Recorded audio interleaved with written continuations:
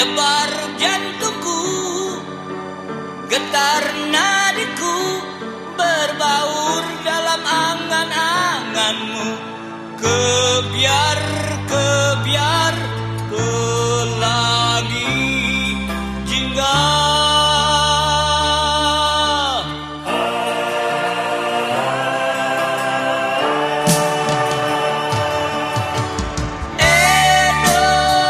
Indonesia, nada laguku, simponi berteguh selaras dengan simponimu. Kebiar pelangi jingga.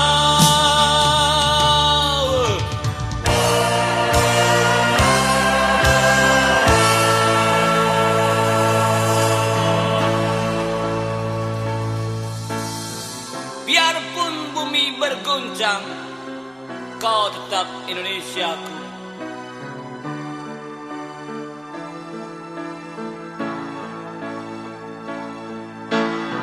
Andaikan matahari terbit dari barat, kau pun Indonesiaku.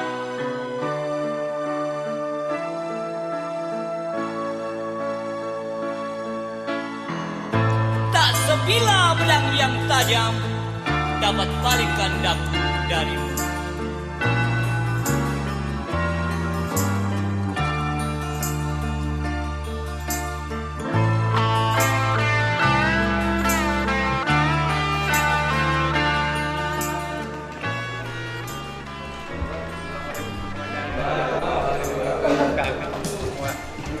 Terima kasih kehadirannya.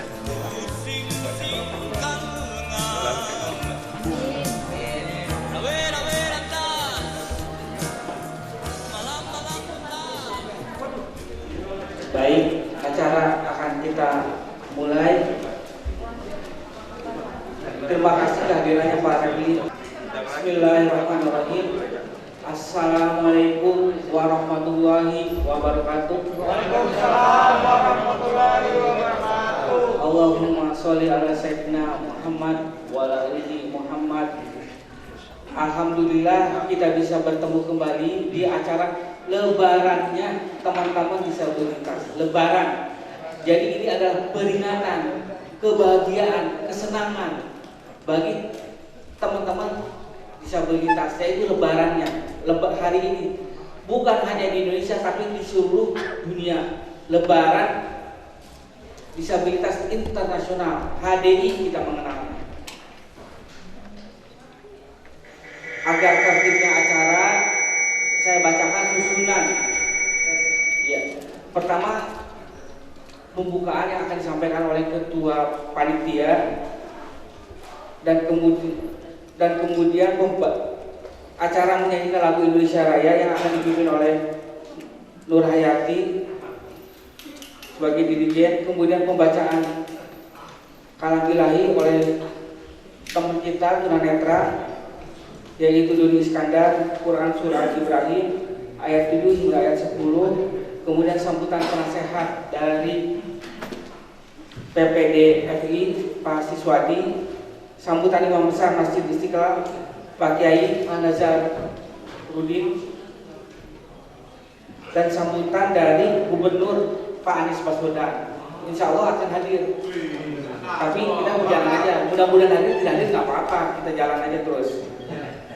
Kemudian ucapan selamat lewat virtual dari Pak Joko Widodo, dan langsung setelah itu acara talk show. Di sini para narasumber telah hadir, Pak Refli, Pak Adi Aksa Daud, Pak Nova Fikri. Alhamdulillah setelah itu acara talk show.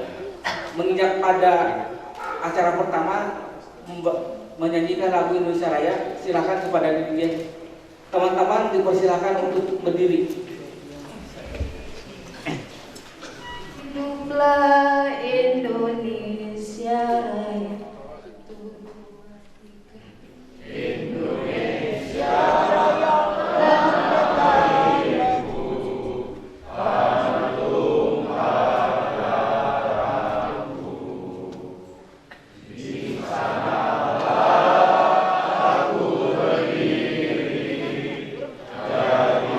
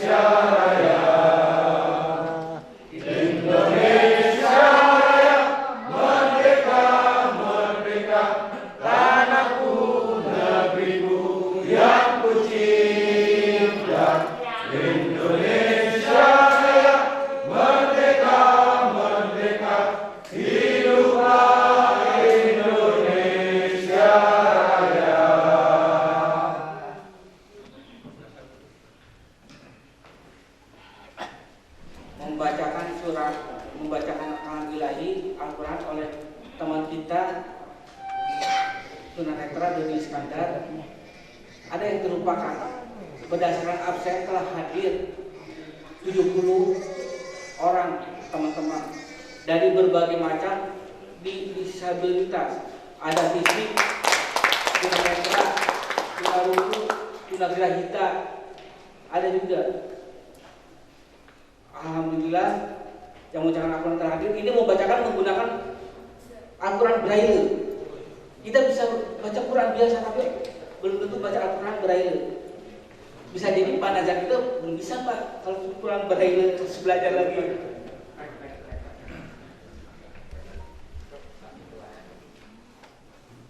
Assalamualaikum warahmatullahi wabarakatuh. Waalaikumsalam warahmatullahi wabarakatuh.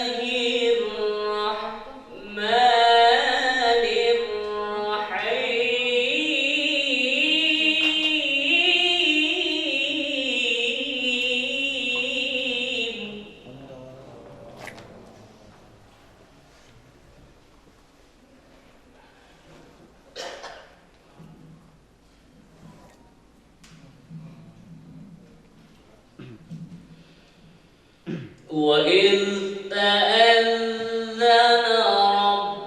رَبُّكُمْ لَئِنْ شَكَرْتُمْ لَأَزِيدَنَّكُمْ.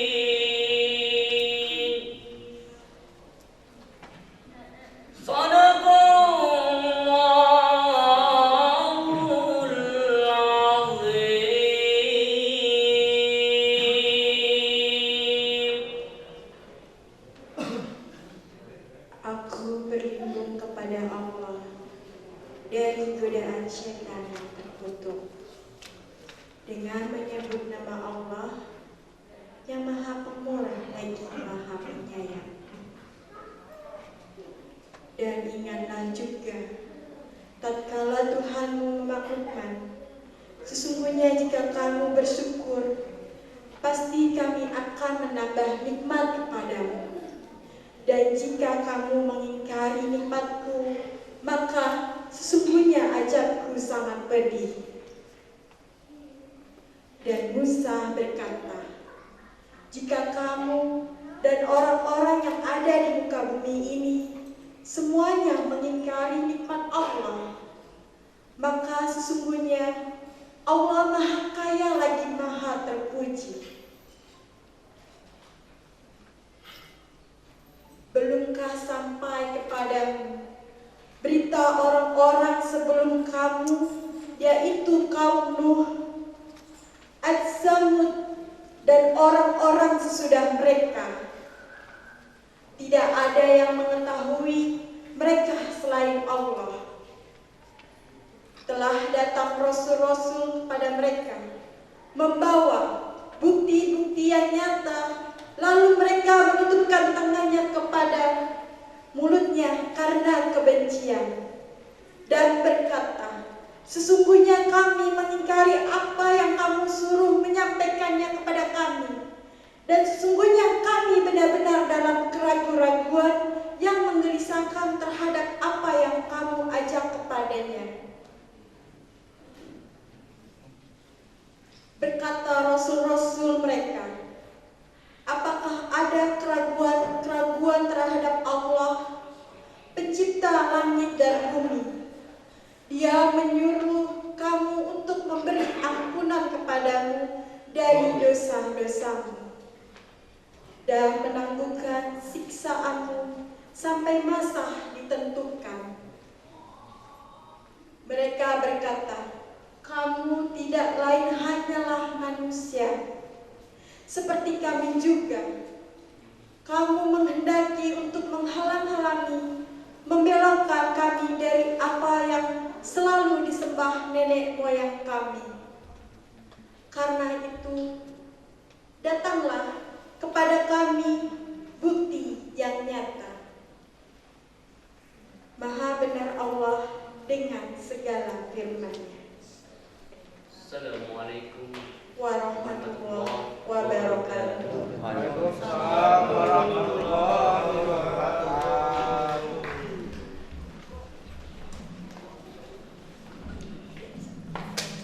Alhamdulillah, kita telah sama-sama mendengarkan lantunan Al-Quran. Semoga berkah lantunan Al-Quran Allah limpahkan berkahnya kepada kita semua.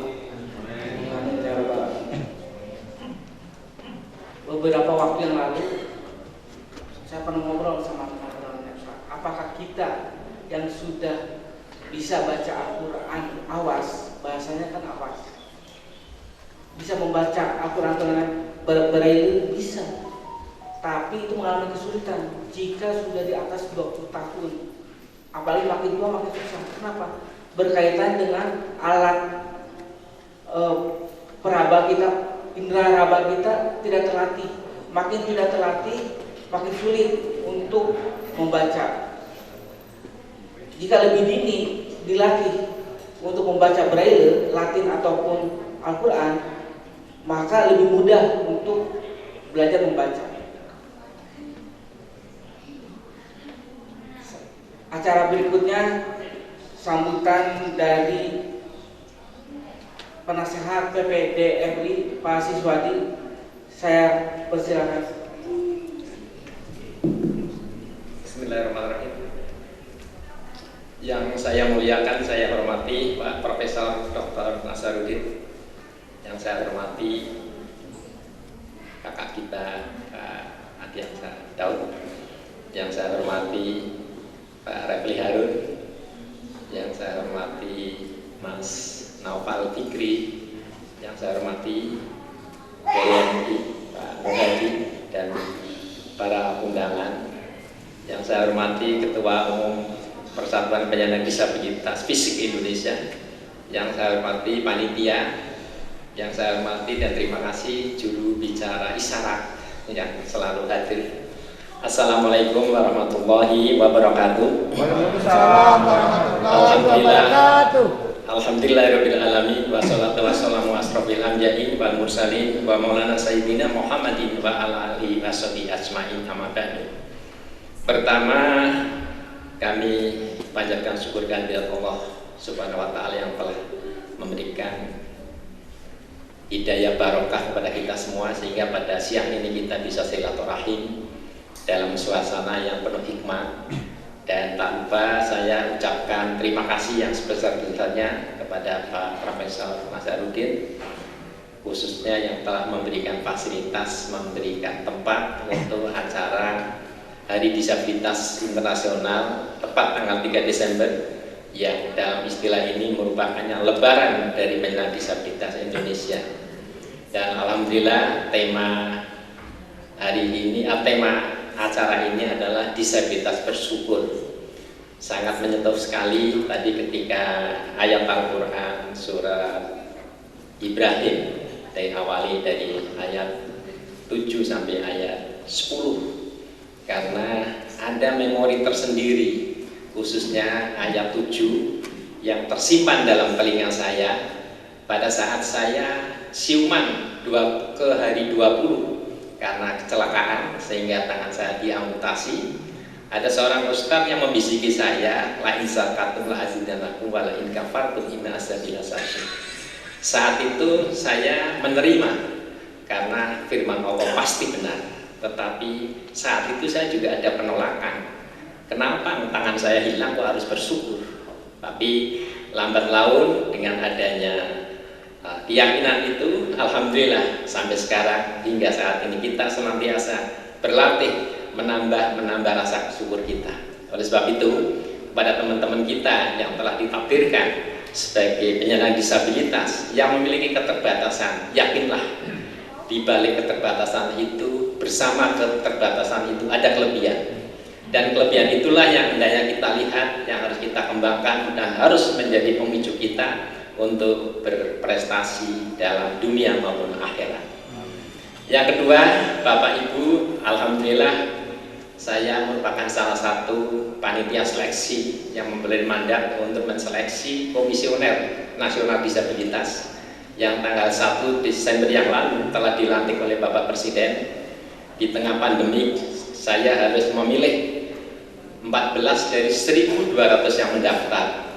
Dari 1.200 yang mendaftar Komisi Nasional Disabilitas telah terseleksi 450 menjadi 150 menjadi 50 menjadi 21 menjadi 14, dan itu yang kami usulkan kepada Bapak Presiden melalui Menteri Sosial, yang kemudian dipilih oleh Bapak Presiden menjadi 7 Komisioner Nasional Disabilitas Indonesia. Mudah-mudahan dengan adanya Komisi Nasional Disabilitas ini bisa meningkatkan, bisa menambah pemenuhan hak-hak penyandang disabilitas Indonesia, yang diantaranya ada 22 hak penyandang disabilitas, ditambah 4 hak penyandang disabilitas wanita, ditambah lagi 3 hak penyandang disabilitas anak-anak.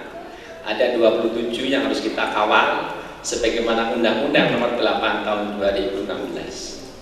Dan yang ketiga, pada hadirin yang kami hormati, sekali lagi kami ucapkan terima kasih kepada acara ini. Insya Allah kita bisa memperoleh hikmah dan barokah pada acara ini karena dilaksanakan di tempat yang mulia dan tempat yang sangat nyaman bagi kita semua.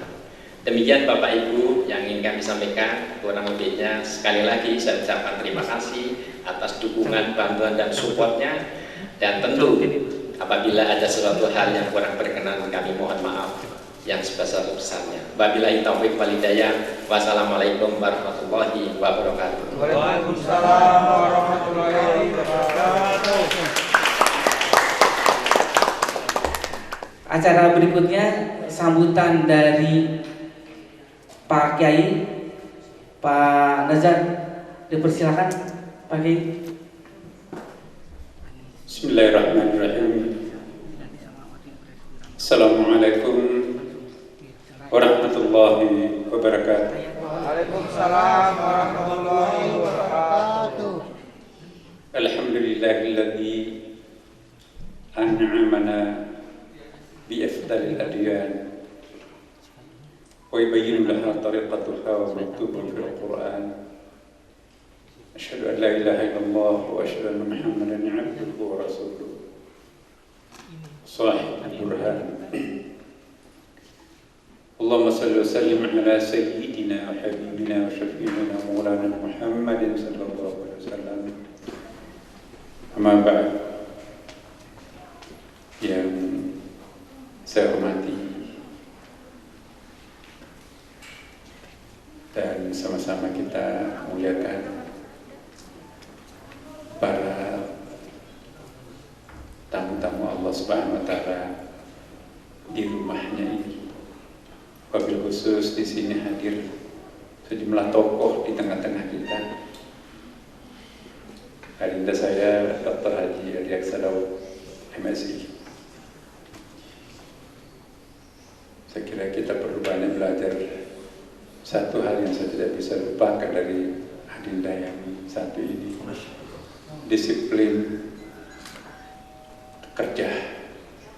Saya ikuti dari kecil, tapi Masya Allah sangat pantas kalau beliau mendapatkan sesuatu yang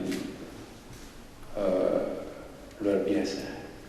Hadir juga di sini ya, Adinda Pak Refli Harun, seorang tokoh perguruan tinggi yang saya kira bagi pembaca berita dan bagi pembaca koran, pembaca internet pasti sangat kenal dengan beliau. Sedikit di antara banyak ilmuwan yang mampu memiliki diri sendiri. Kayaknya Adinda ini tidak ada takutnya, sama dengan Pak Dian. Jadi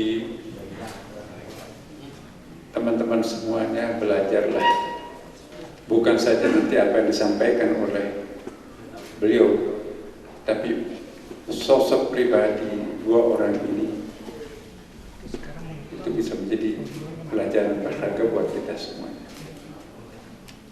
Apalagi Pak Siswadi, kalau mungkin teman-teman membaca internet ya, siapa beliau, segudang prestasi ya.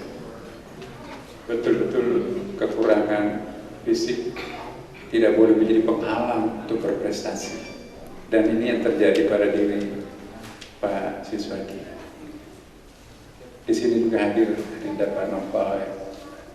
Mudah-mudahan apapun yang disampaikan oleh tokoh-tokoh panutan kita ini, insya Allah bisa membekas, memberikan motivasi kepada kita semua. Dan di sini banyak lagi tokoh kita yang lain yang insya Allah semoga kita semuanya dirahmati Allah Subhanahu wa taala. Sebelum saya lebih lanjut memberikan sambutan, izinkan saya menantang kepada seluruh kawan-kawan Adinda, ananda saya yang dikategorikan penyandang disabilitas. Sebetulnya saya tuh pernah berdiskusi dengan teman-teman. Mungkin saya yang salah, tapi niatnya sangat luhur. Saya kok nggak pas dengan disabilitas ini. Kalau dalam bahasa Inggris itu kan ada kata-kata dis, itu ada negation di situ, itu ada sesuatu yang konotasinya negatif. Jadi dis, ada disable, able itu ya punya kemampuan. Nah, saya tidak ingin mengatakan disable itu teman-teman di sini orang tidak punya kemampuan. Mungkin lebih tepat kalau bahasa Indonesia kita itu adalah orang yang berkebutuhan khusus. Ini lebih tepat. Om saya itu tunanetra sejak awal, sejak lahir, tapi punya mukjizat kecil. Profesinya pemanjat kelapa tinggi ya. Saya satu kampung dengan Pak Hadi Aksa. Jadi di sana tuh kelapanya tinggi-tinggi. Tapi ini kajeba. Dia karena nggak ada pekerjaan lain baginya itu kecuali manjat pohon kelapa. Nah, kalau kita mau minum air kelapa muda, dia hanya pegang batangnya. Oh ini ketuaan. Kalau untuk onde-onde ya di situ kan itu kelapa muda yang agak tua sedikit.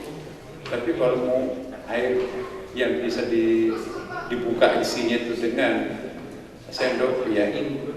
Jadi dia tahu pohon kelapa itu buahnya ukuran mudahnya seperti apa, hanya dengan meraba batang kelapanya dan benar mendapatkan pengampuan.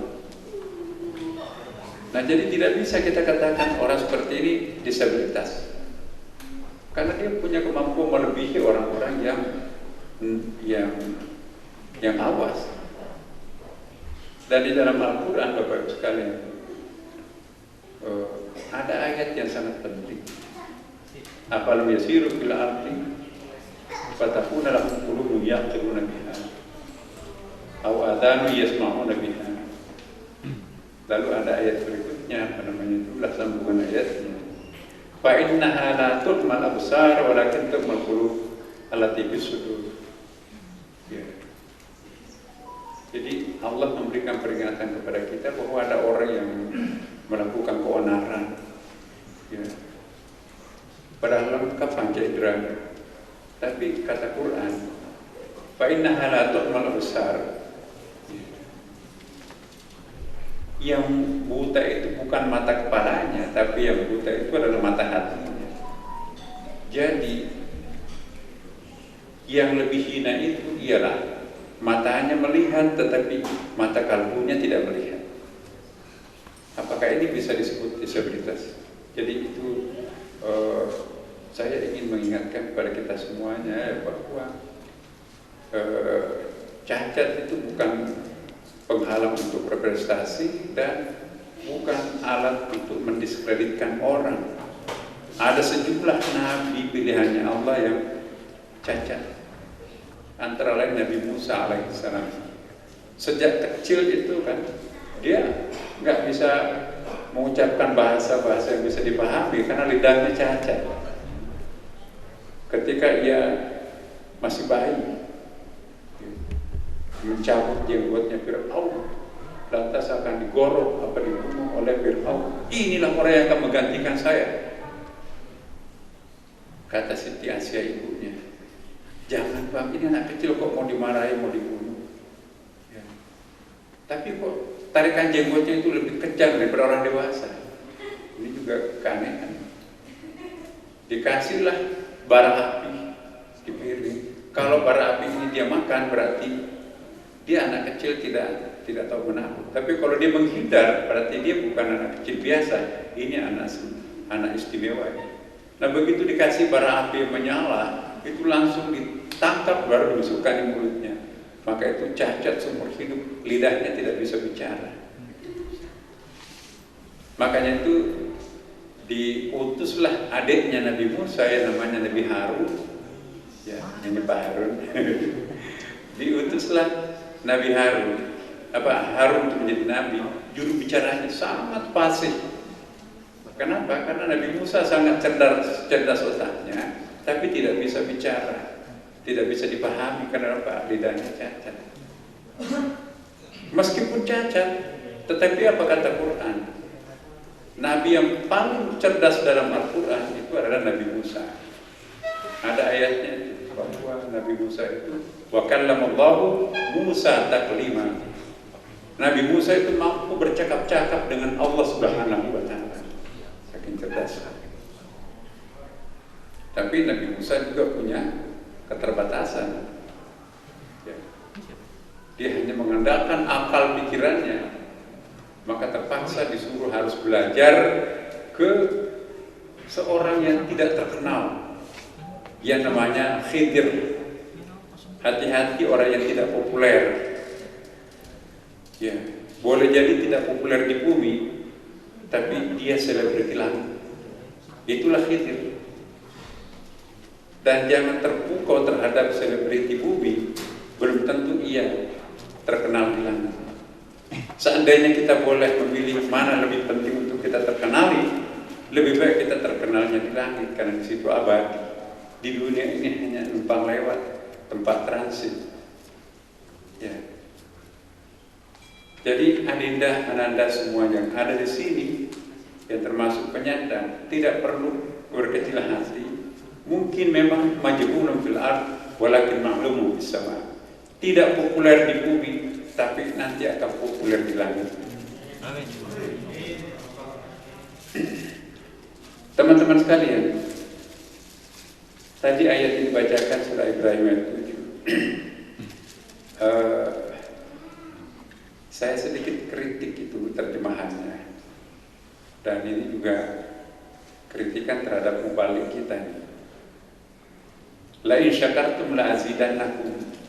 Sebetulnya salah kaprah kita memahami ayat ini. Di situ kan dikatakan la in syakartum, jika kalian mensyukuri nikmatku, la azidannakum. Ya. Itu lamnya di situ, lam takkid dalam ilmu balaghah bahasa Arab itu pasti itu.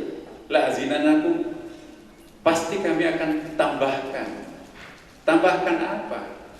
Nah, ini salah pahamnya di sini. Kalau kalian mensyukuri nikmatku, pasti kami akan tambahkan rezekinya. Pokoknya nyumbanglah, pasti kami akan tambahkan rezekinya. Sudah 1 tahun nyumbang wakaf, tapi tidak ada tambahan-tambahannya. Benar nggak sih ayat ini? Ya, ada itu kan mubalik, pokoknya sumbang, pasti akan berlipat ganda, nggak ada tambahannya.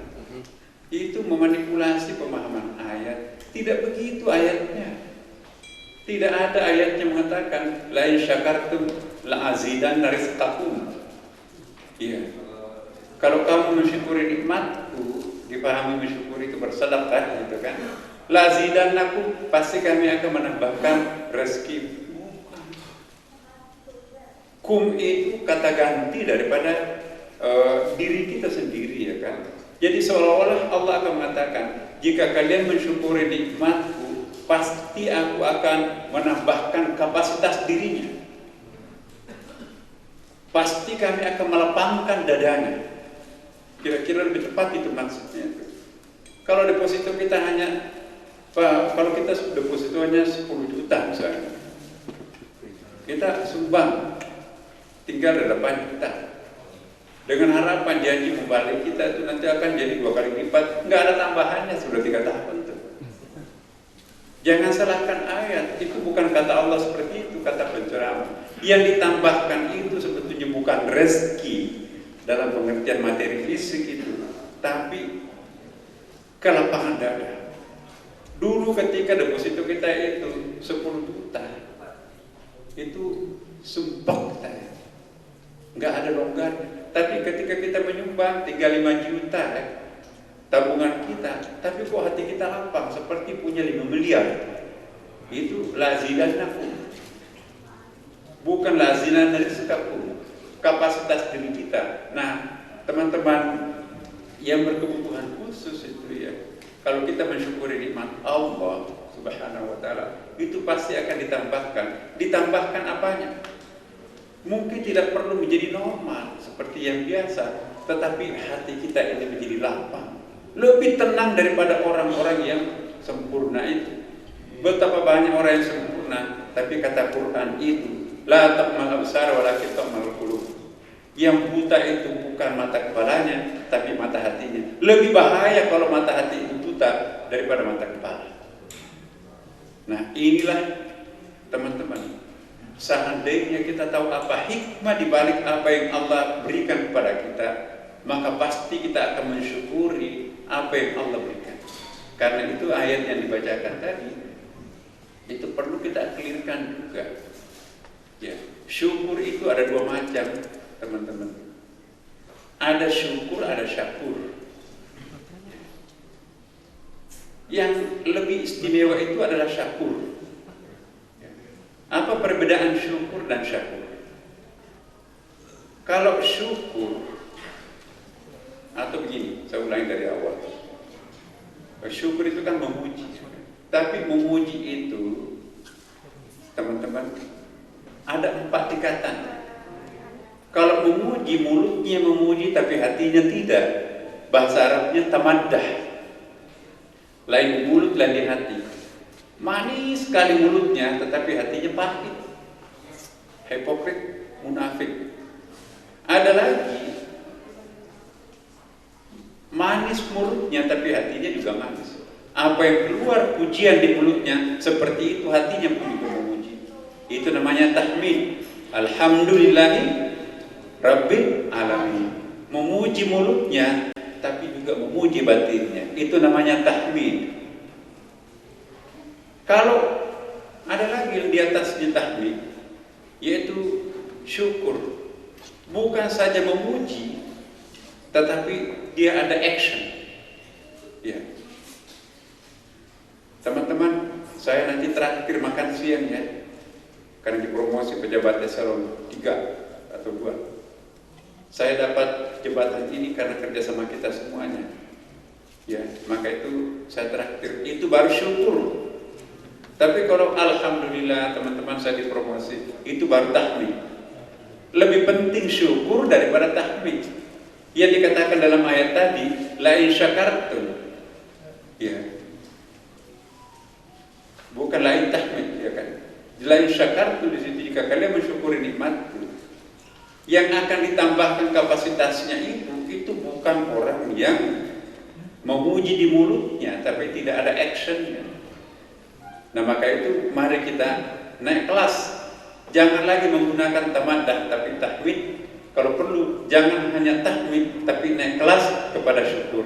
Syukur itu di samping memuji mulutnya juga ada action.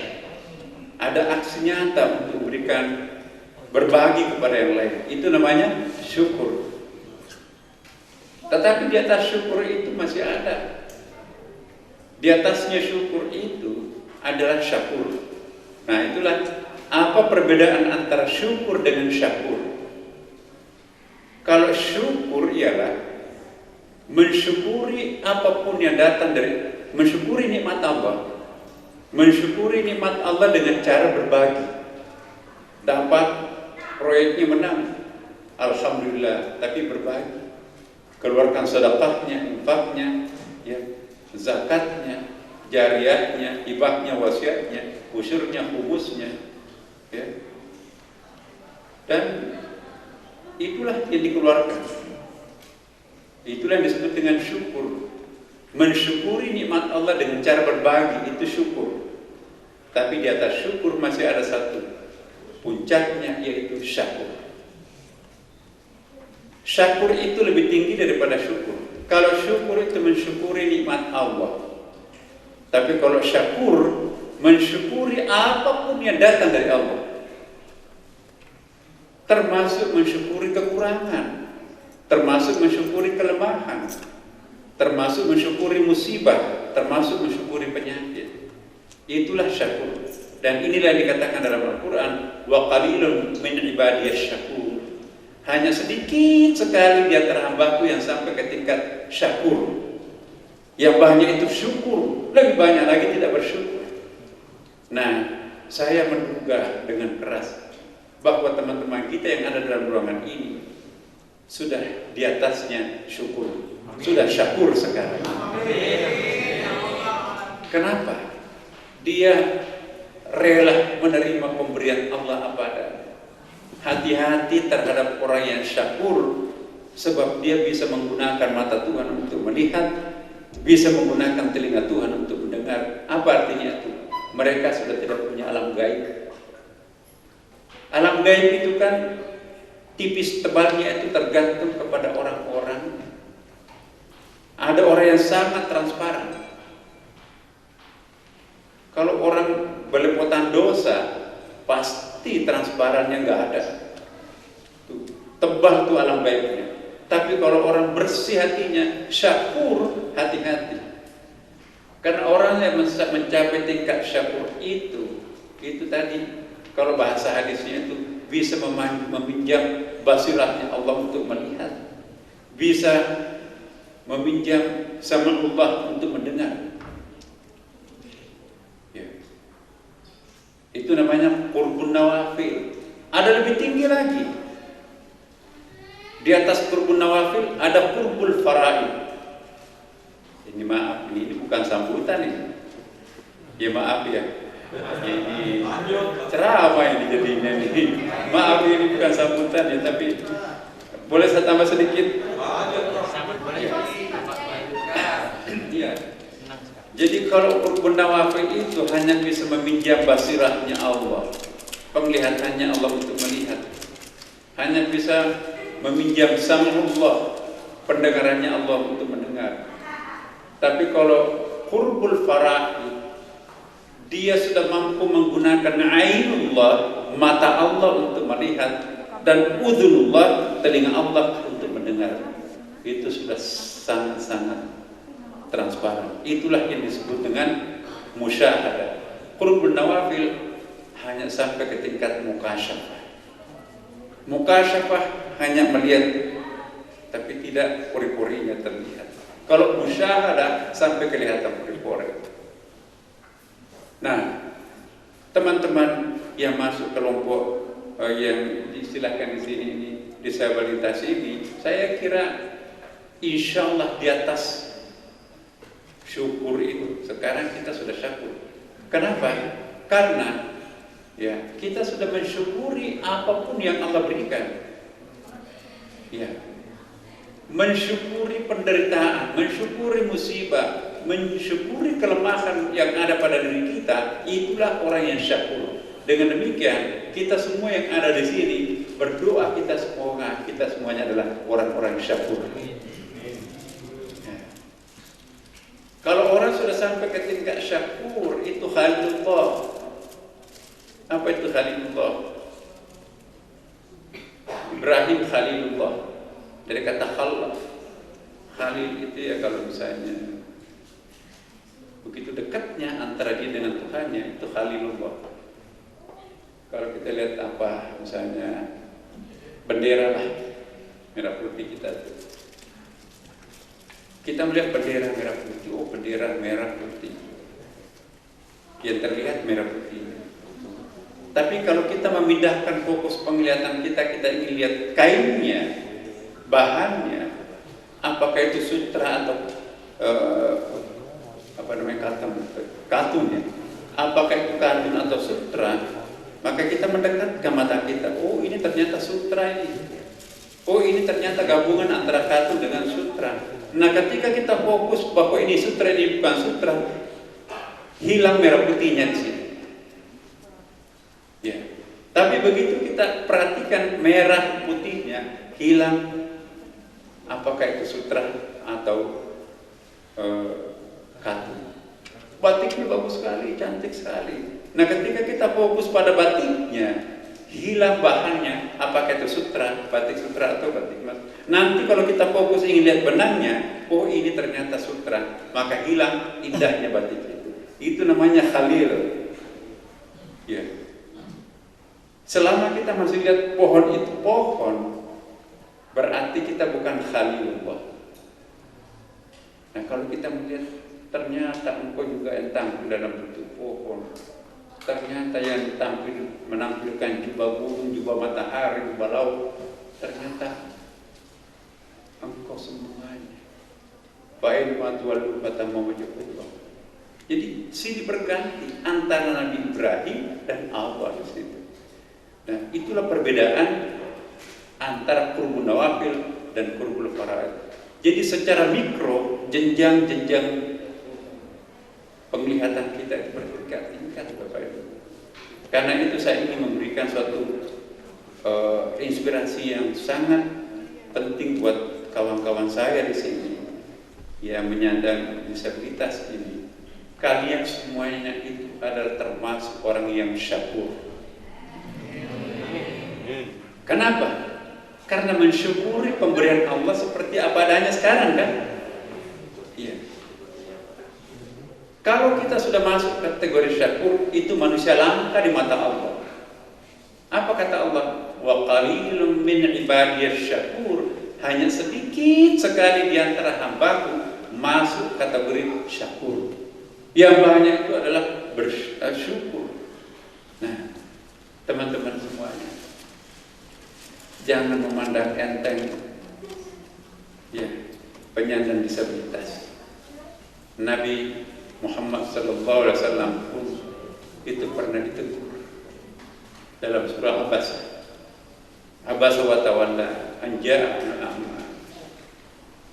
Jadi itu ada Ummi Maktum, seorang sahabat Nabi yang buta, tunanetra. Tapi ada tamunya Nabi yang melek Akhirnya mukanya Nabi berpaling dari yang tunanetra itu ke orang yang buta. Ya. Akhirnya ditegur oleh Allah, abasa wa tawalla an ja'ahu a'ma. Seolah-olah Allah mengatakan, kenapa engkau memelingkar mukamu dari orang yang tunanetra kepada orang yang melek? Padahal bukankah itu yang dari tadi tamumu yang kamu terima? Jadi itu enaknya menjadi nabi. Ya, ditegur langsung oleh Allah kalau keliru. Kalau kita bukan nabi, ya sudah salah berlapis-lapis, nggak ada yang ingatin, ya kan? Nah, Adinda, Ananda dan teman-teman para penyandang, saya ingin mengucapkan selamat Lebaran. Ya. Saya ingin mengusulkan Ananda, Dinda semua, syukuri betul-betul pemberian Allah. Kalian menjadi manusia langka. Itu kata Quran. Wa qalilun min ibadiyas syakur. Sedikit sekali di antara hambaku yang menjadi syakur. Karena itu kalau menjadi kelompok syakur, tidak perlu dipertanyakan apakah kita itu nanti tempatnya surga atau neraka. Insya Allah tidak ada kelompok yang syakur masuk neraka. Semuanya penghuni surga. Amin.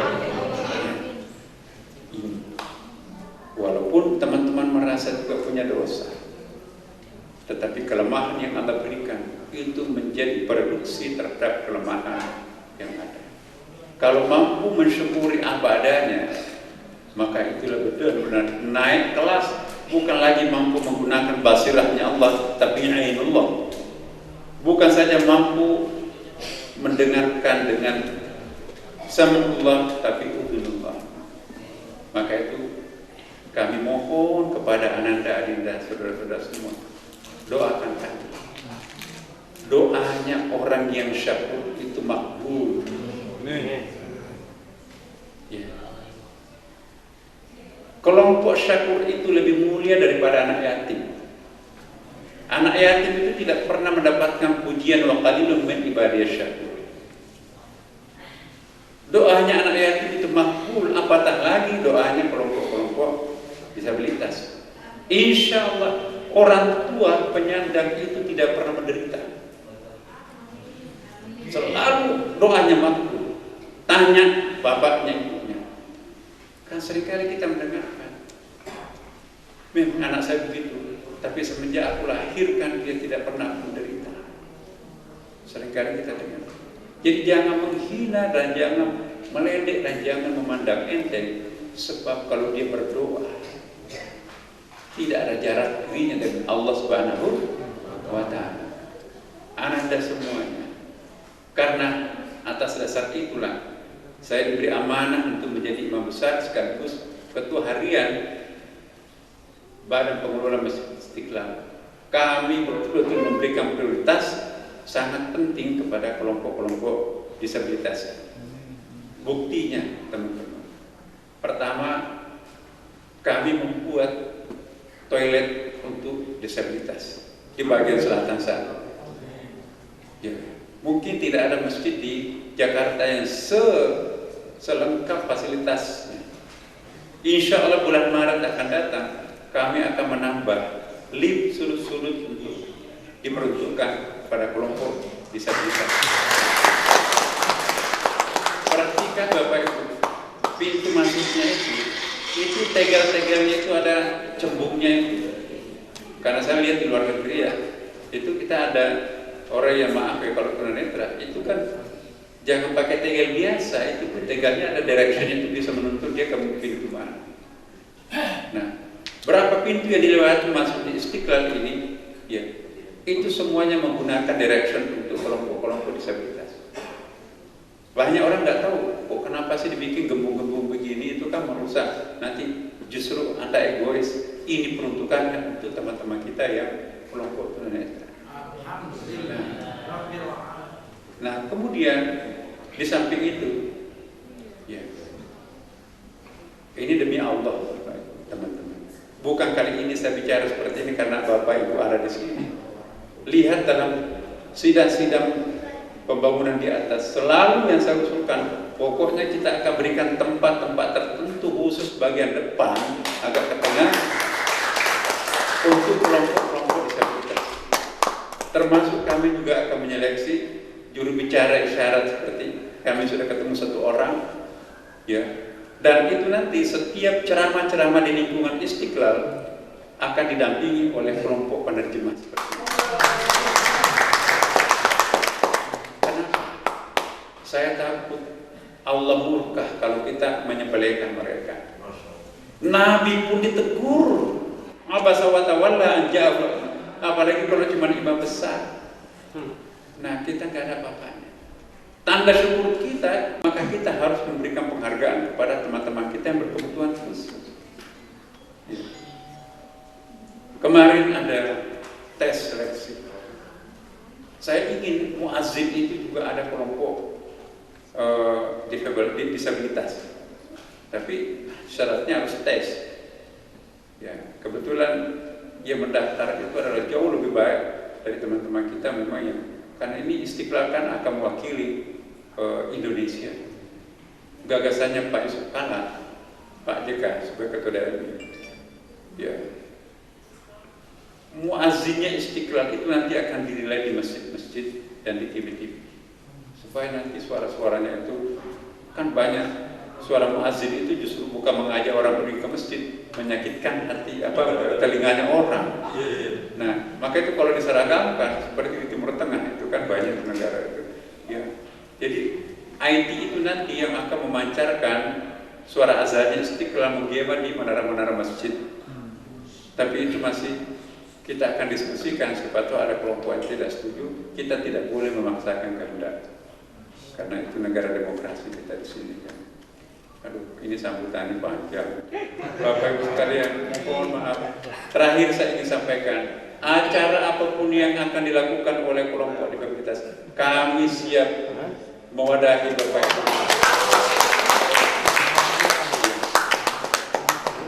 Dan selama saya ada di sini, insya Allah itu akan kami gratiskan. Amin. Di sini ada bayarnya, karena ini kan listriknya segala macam. Tapi khusus untuk kawan-kawan, mudah-mudahan doakan saya ya, Bapak Ibu sekalian.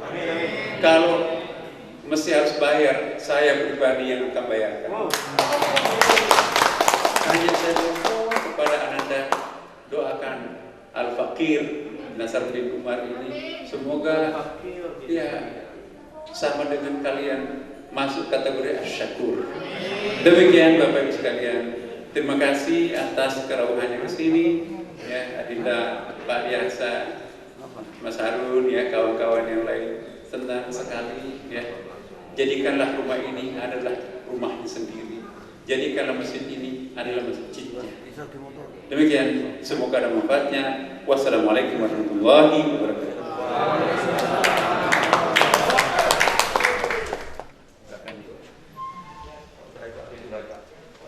Kiai telah memberikan kuliah dan berbagi pengetahuan bagi kita. Walaupun lama, terima kasih. Itu adalah ilmu bagi kita, kuliah. Acara selanjutnya sambutan Watimpres Pak Wiranto berkaitan dengan HDI yang akan diberikan secara virtual. Silakan kepada panitia untuk memutarnya.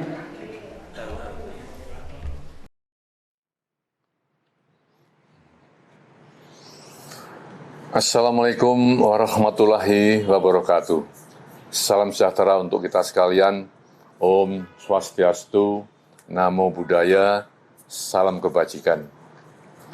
Saya Jenderal TNI Wiranto, Ketua Dewan Pertimbangan Presiden Republik Indonesia, menyampaikan selamat memperingati Hari Disabilitas Internasional tahun 2021. Semoga penghormatan, perlindungan, dan pemenuhan hak dan martabat penyandang disabilitas Indonesia dapat semakin meningkat sesuai mandat Undang-Undang Nomor 8 Tahun 2016. Saudara-saudara sekalian, peringatan Hari Disabilitas Internasional tahun 2021 yang diselenggarakan oleh Perkumpulan Penyandang Disabilitas Fisik Indonesia dengan tema Disabilitas Bersyukur sungguh sangat tepat dan relevan dengan situasi dan kondisi saat ini. Saya hanya berharap adanya kesamaan dan kesetaraan bagi penyandang disabilitas di semua aspek kehidupan dan terciptanya lingkungan yang ramah disabilitas. Terima kasih. Sekali lagi selamat. Wassalamualaikum warahmatullahi wabarakatuh. Om Santi Santi Santi Om.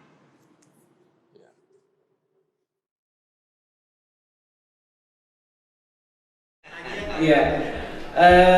Terakhir adalah kita berdiskusi.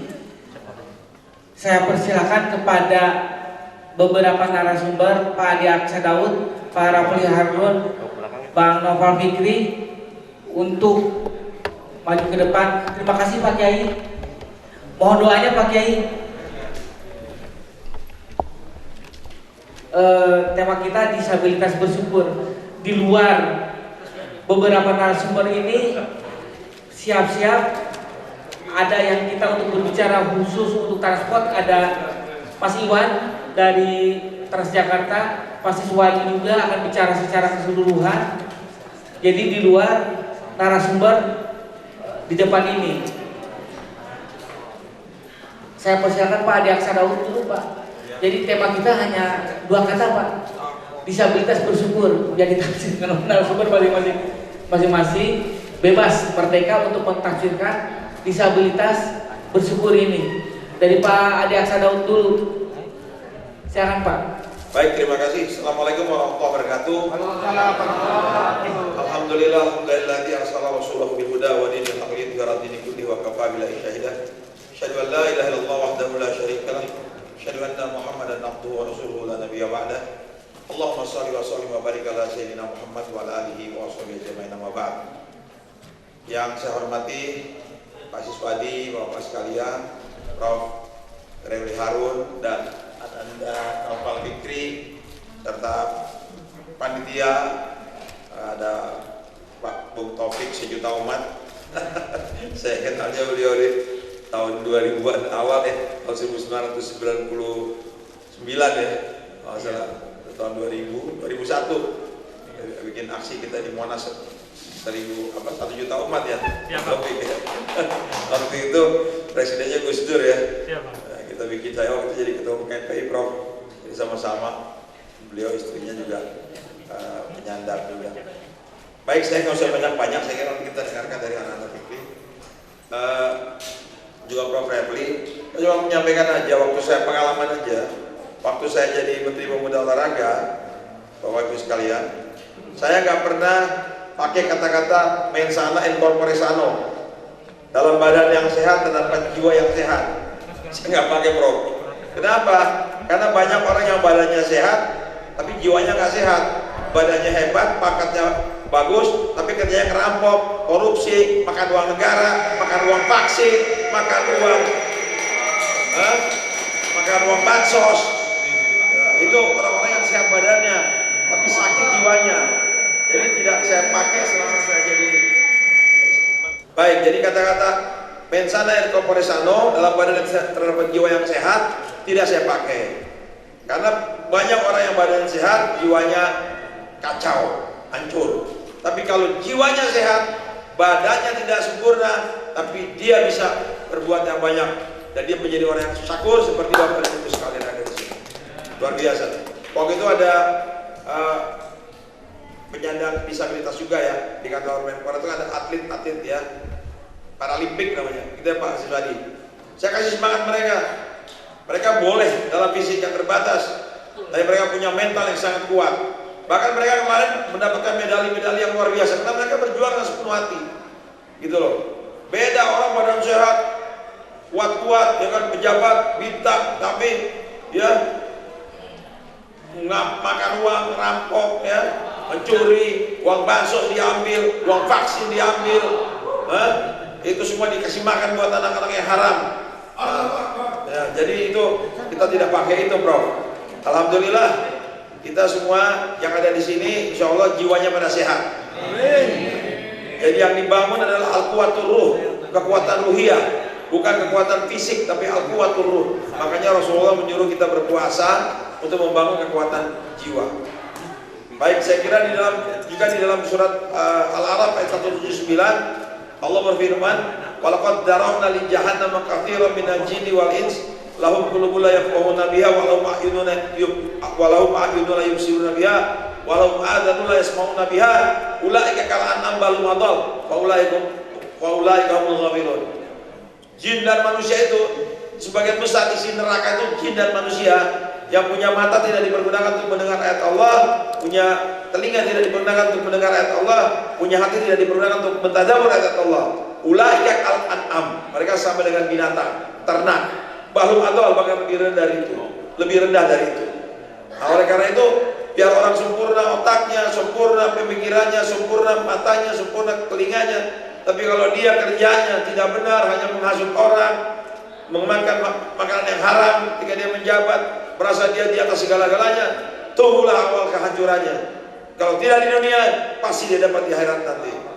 Itu barangkali ya ini saya sampaikan memberikan semangat kepada teman-teman dari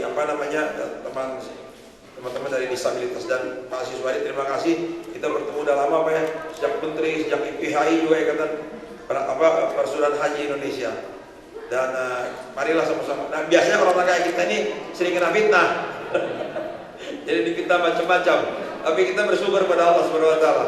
Fitnah itu akan menyingkir dengan sendirinya, karena tadi dibacakan oleh Prof. Nazar Umar kan. Kita bersyukur ini nikmat Allah Subhanahu wa taala. Itu aja dari saya. Kita dengarkan dari Prof. Refli Harun. Ini saya selalu ikut kanal YouTube beliau nih ya, mencerahkan. Cuman saya tidak berani terlalu banyak ikut komentar gitu. Karena istri saya dokter gigi tapi praktek di Bandung. Karena di Jakarta susah buka mulut. Jadi dia praktek di Bandung. Saya kira dari saya begitu. Terima kasih semua. Mudah-mudahan sukses kita. Assalamualaikum warahmatullahi wabarakatuh.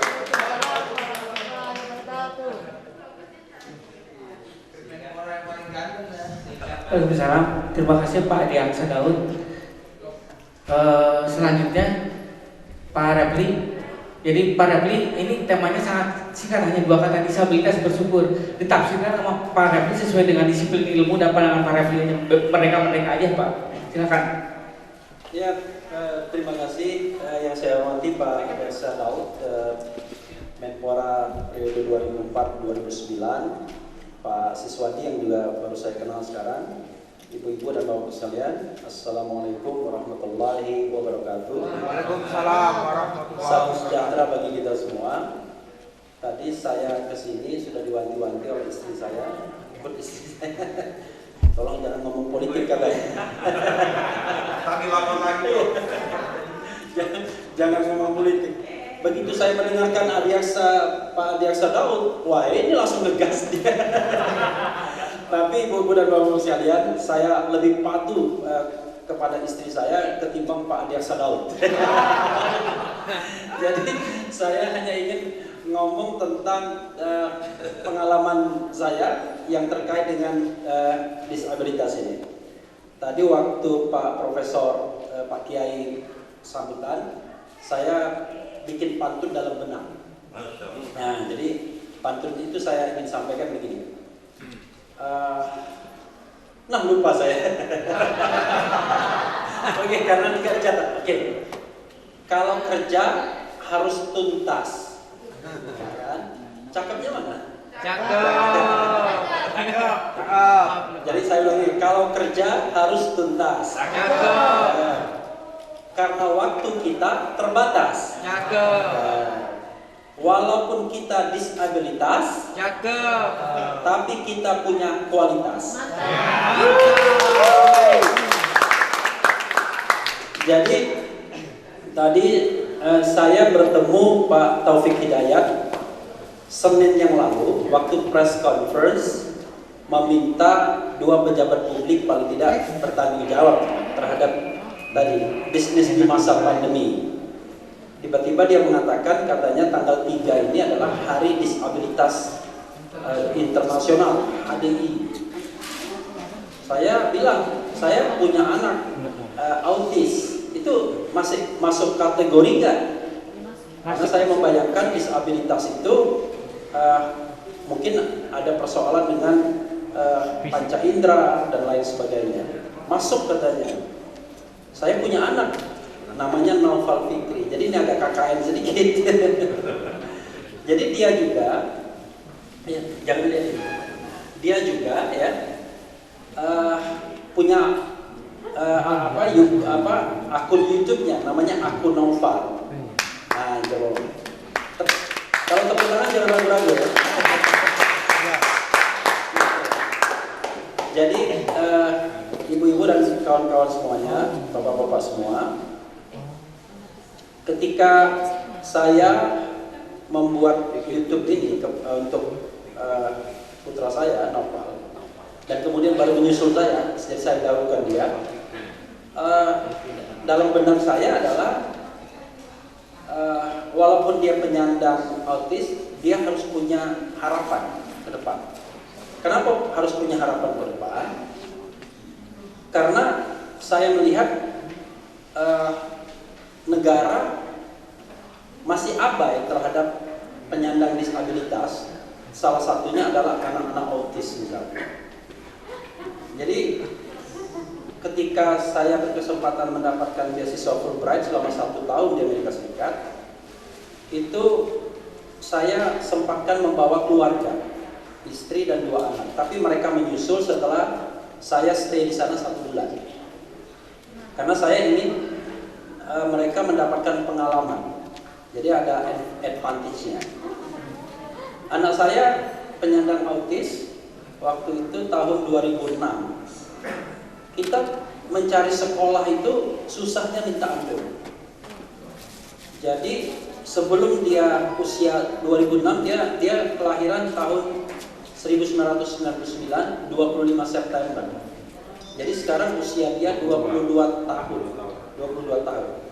Tapi mohon maaf ibu-ibu dan bapak-bapak sekalian, mentalnya mungkin anak di bawah 10 tahun. Mental. Saya tidak tahu dia paham apa enggak kita rasanya. Kadang paham, kadang enggak.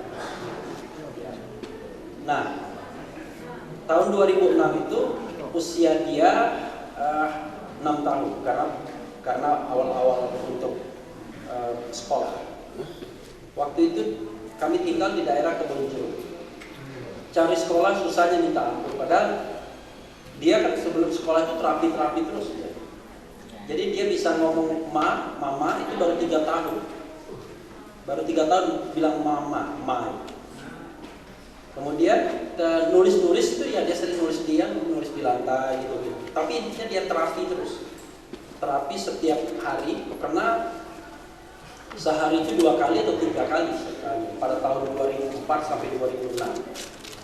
Kami sendiri menyadari kalau dia autis itu usia 1,5 tahun karena tidak ada reaksi panca inderanya. Dipanggil dia nggak reaksi. Ketika diperiksa di THT normal. Nah, gitu. Tapi kalau sekarang kalau kita rasanya dia agak tahu sedikit. Saya coba tanya. Novel autis nggak?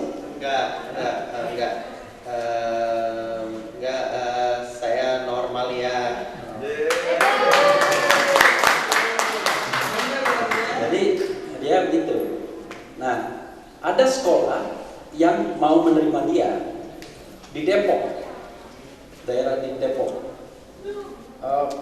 Bayarannya per bulan 1 juta. Ini saya bilang kok begini? Bayangkan, tidak ada sekolah khusus bagi mereka. Jadi bayarannya 1 juta. Gaji Refli Harun 2 juta waktu itu. Jadi gaji 2 juta, bayaran anak autis 1 juta. Untungnya karena pada tahun 2006 itu kami sewa rumah di komplek Kodam. Di situ ada SD. Dipikirnya kami karena penghuni komplek itu dia mau terima. Akhirnya sekolahlah dia di situ kelas 1 SD. Temannya yang terapi pengen juga gabung. langsung guru saya bilang, aduh ampun, nggak bisa katanya. Karena memang untuk dia sekolah itu harus didampingi. Jadi kita mendedikasikan satu orang untuk mendampingi dia sampai masuk kelas itu, untuk mengingatkan misalnya dia yang namanya orang yang paling tidak stres ujian nasional itu Noval. Yang lain ujian nasional itu stres, dia tidur pas ujian nasional. Jadi pernah ketiduran, tidur dia ujian nasional. Karena bagi dia nggak ada tekanan. Iya. Jadi nggak ada tekanan. Akhirnya ya dia sekolah di situ. Nah, paling tidak sekolah itu menyelamatkan dia dari kemungkinan menjadi idiot. Karena kalau anak autis tidak ditembus kemampuan berkomunikasinya, maka konsep nggak masuk. Kalau konsep nggak masuk, maka dia bisa jadi idiot. Karena itu memang kan masalahnya kan communication disorder. Sampai sekarang tuh dia kalau ngomong terbalik-balik dan juga kadang-kadang asik sendiri, kadang-kadang ketawa sendiri gitu. Kalau orang nggak paham, dipikirnya ini kenapa orang. Tapi dari awal selalu kita kenalkan. Makanya saya bikin YouTube. Jadi kalau orang melihat Noval, orang tahu dia anak berkebutuhan khusus. Jadi saya dan istri tidak lagi susah untuk menjelaskan kepada publik. Karena kalau enggak, nanti orang menganggap ini kok orang ini nggak sopan perilakunya. Kadang-kadang ngeloyor aja, lalu diajak salaman, mukanya ke lain gitu. Dan dia tidak tahu, dia tidak paham dengan Pak Adiaksa Daud. Ditanya Pak Adiaksa Daud, dia nggak tahu. Tapi hebat sabar bapaknya. Iya, jadi suatu saat dia interview Miing. Lihat nanti akun Noval podcastnya. Wah, pokoknya Miing bagus lah. Hari lain dia interview Effendi Ghazali, pakar komunikasi. Introduksinya bilang, terima kasih Pak Miing. Jadi setelah saya pikir-pikir memang mirip juga Effendi Ghazali. Iya betul. Iya. Terima kasih Pak Miing ya. Ditanya Presiden Indonesia dia nggak tahu. Kadang-kadang tahu, kadang-kadang enggak. Siapa Presiden Indonesia? Sandiaga Uno kali kan? Tapi sekarang mungkin udah tahu. Novel, siapa Presiden Indonesia? Jokowi. Kalau wakil Presiden Indonesia? Sandiaga Uno. Cawapres itu. Jadi gitu. Tapi dia pernah juga interview Sandiaga Uno. Nah nanti dia interview sama Pak Adiaksa Daud. Karena saya bilang sama tokoh-tokoh jangan mengaku hebat kalau belum pernah podcast sama Nova.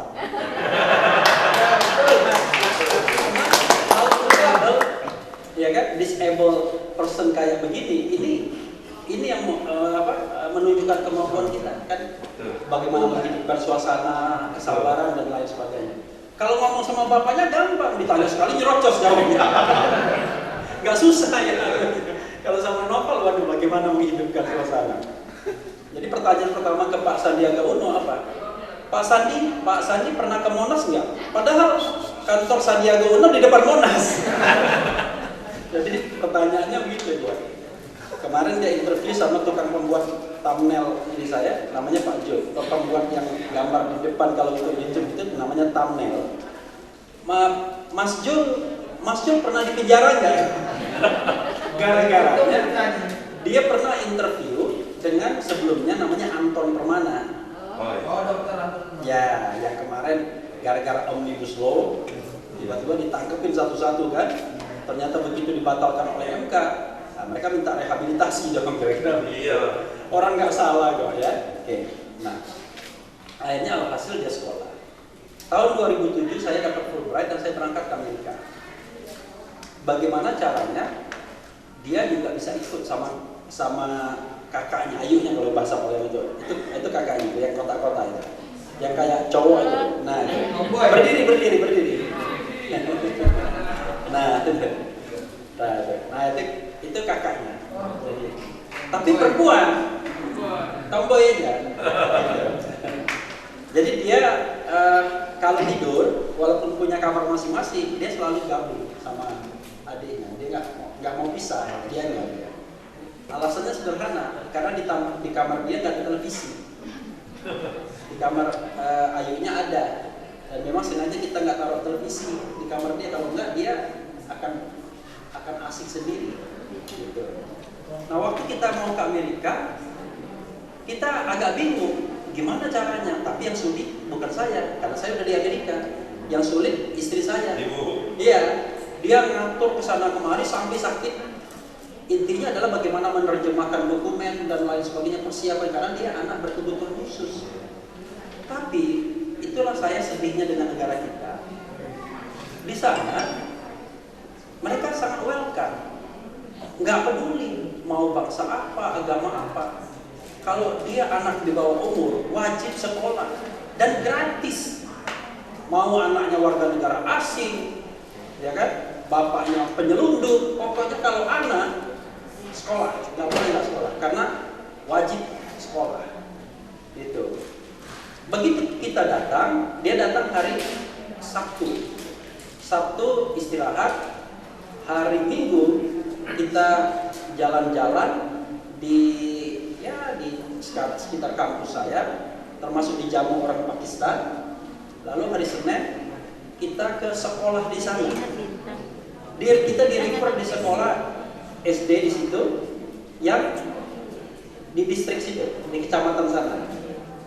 Tapi karena di situ tidak bilingual, akhirnya ditempatkan ke Thomas Jefferson. Novel sekolah di apa? Di Amerika sekolah di mana? Kalau di Amerika itu sekolahnya di James Madison School. Oh, James Madison School. Nah, jadi dia di James Madison School karena bilingual. Tapi bilingualnya itu satu bahasa Inggris, satu bahasa Spanyol. Jadi bilingualnya. Sementara bahasa Indonesia itu sulit dia. Tapi hari pertama sekolah itu Senin, karena kakaknya ikut juga, yang stres kakaknya.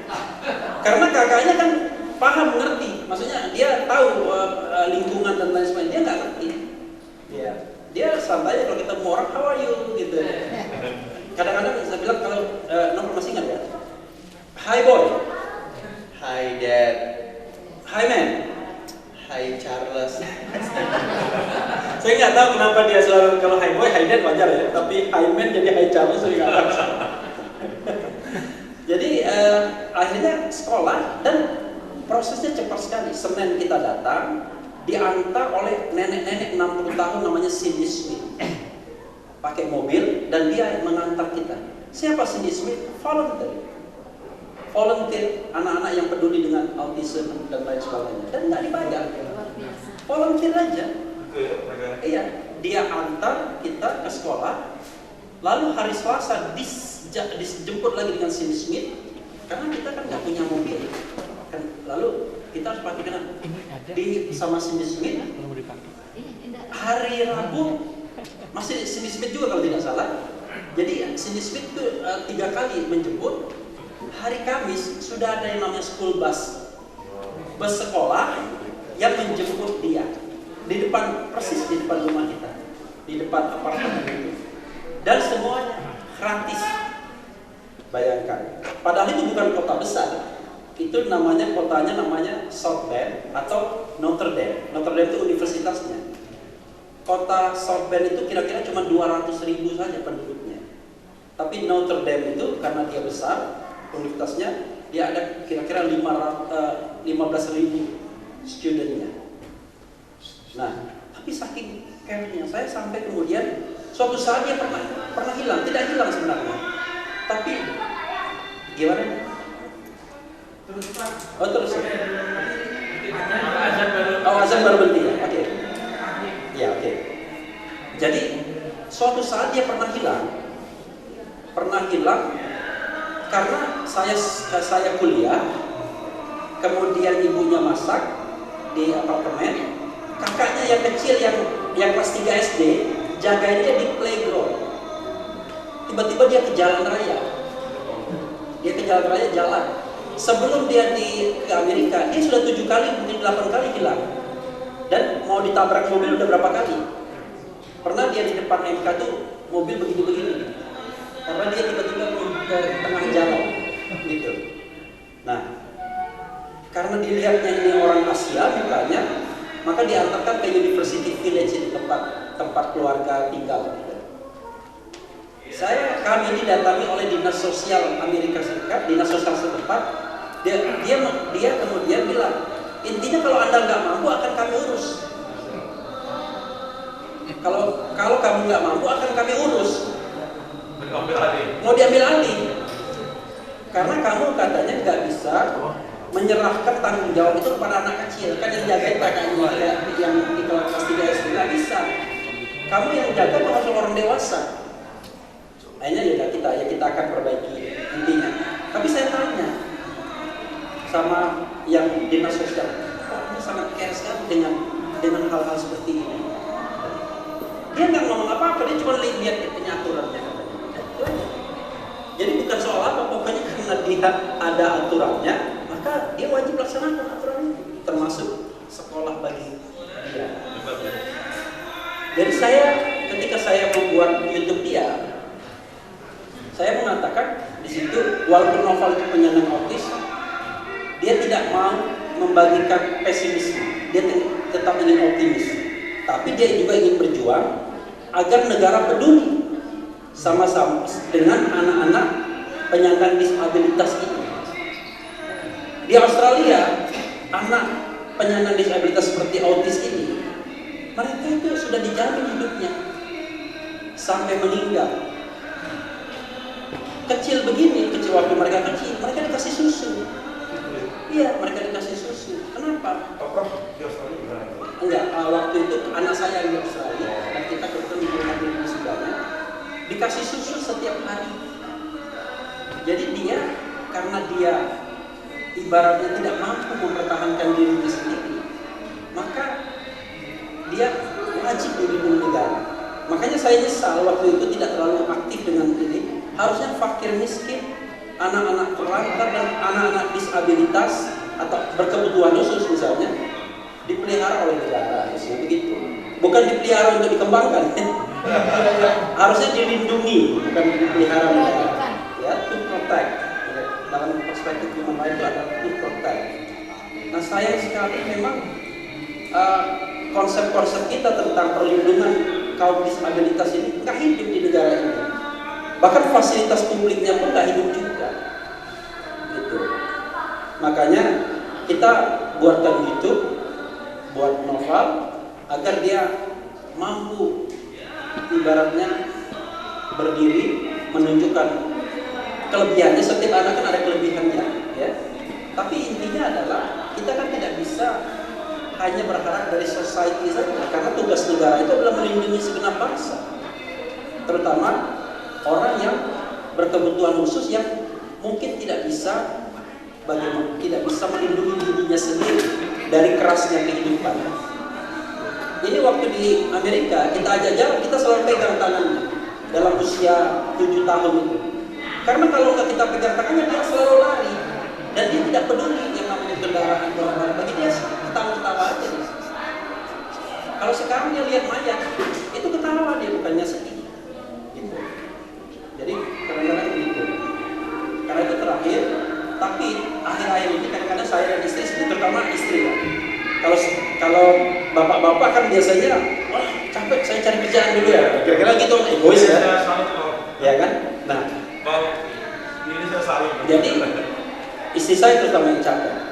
Selalu kadang-kadang memikirkan gimana sih masa depan novel gitu. Karena ini penyandang disabilitas yang di dalam mental ya. Tapi saya bertemu seorang teman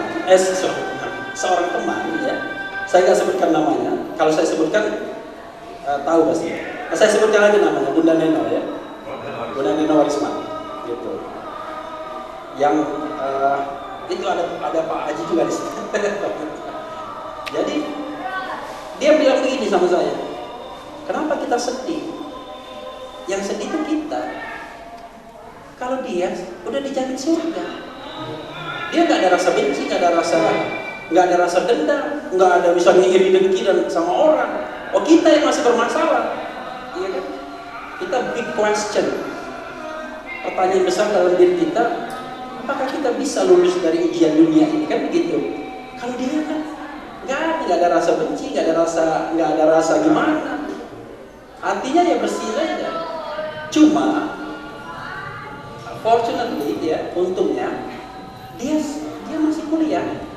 Jadi dia kuliah di Universitas Bina Nusantara, BINUS, jurusan akuntansi berbasis komputer. Kadang-kadang kita udah semester 7 sekarang. Kadang-kadang kita nggak tahu gimana caranya dia belajar. Pokoknya udah semester 7 aja. Gitu. Hal yang kecil dia nggak paham. Kadang-kadang buka-buka internet untuk belajar dia paham. Jadi kita nggak tahu bagaimana kemampuan dia. Saya kira saya ingin memberikan kesempatan Noval untuk bicara, tapi tolong nanti maaf kalau dia misalnya bicaranya kemana-mana.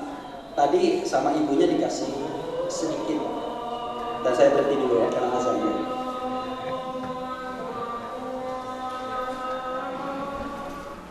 Ya, sekarang saya kasih kesempatan kepada Noval untuk bicara. Tadi ada teks sedikit dibuat ibunya, saya sendiri nggak tahu isinya apa. Jadi Noval silakan.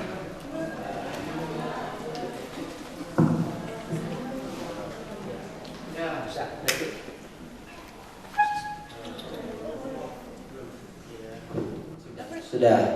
Iya. Terima kasih Ayah Refli Harun udah bantuin aku ya. Assalamualaikum warahmatullahi wabarakatuh. Salam sejahtera sekalian. Yang terhormat Bapak Presiden atau Wakil Presiden, yang terhormat Bapak Presiden, Wakil Presiden Bapak Insinyur Jokowi, Bapak Kiai Haji Ma'ruf Amin. Yang terhormat Imam Besar Masjid Istiqlal Profesor Dr. KH Nazaruddin Umar MA. Yang terhormat Gubernur DKI Bapak Anies Baswedan. Yang terhormat bapak-bapak, ibu-ibu sekalian, dan rekan seperjuangan sekalian. Bapak Akdiasa Daud sekalian, kenalkan nama saya Noval Fikri. Saya lahir di Jakarta 25 September 1999. Saat ini saya kuliah di BINUS. Saya jurusannya komputerisasi akuntansi semester 7, nama manajemennya research track. Saya lahir dari saya dilahirkan dari mama saya di Jalan Asparagus, Kebanjur, Jakarta Barat. Tahun 2001 keluarga saya pindah ke Cibitung. Tahun 2004 orang tua saya pindah lagi ke Jakarta, Jalan di dekat Jalan Raya Kebayoran Lama, di kecamatannya Kebenjeruk. Tahun 2005 orang tua saya pindah ke Komplek Kodam Jalan Kenanga. Saya TK-nya di TK Kartini. SD saya di SDN Kebenjuruk 02 Pagi di dekat Jalan Seruni.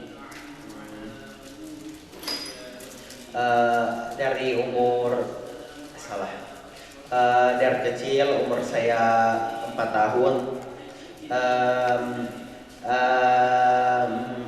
Saya melarikan diri dari rumah di Jalan mau cari nenek, mau naik mikrolet,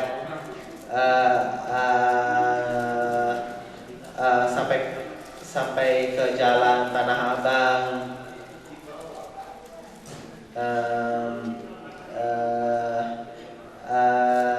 Saya bisa jalan sendiri. Saya jalannya menuju ke Sleepy. Saya beli es krim, tapi nggak dibayar.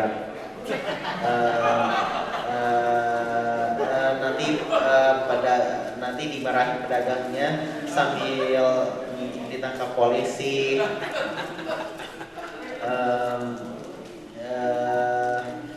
Saya nggak tahu dipindahkan ke Polsek Palmerah. Saya nggak punya dompet, nggak punya uang, nggak punya KTP, nggak punya HP.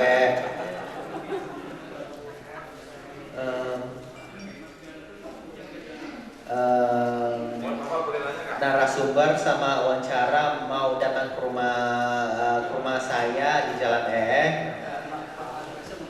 Noval boleh tanya nggak? Iya. Bagaimana perasaan Noval terhadap ayah? Ayah ini sosok yang bagaimana di mata Noval? Ayah kerjanya di Jakarta Pusat.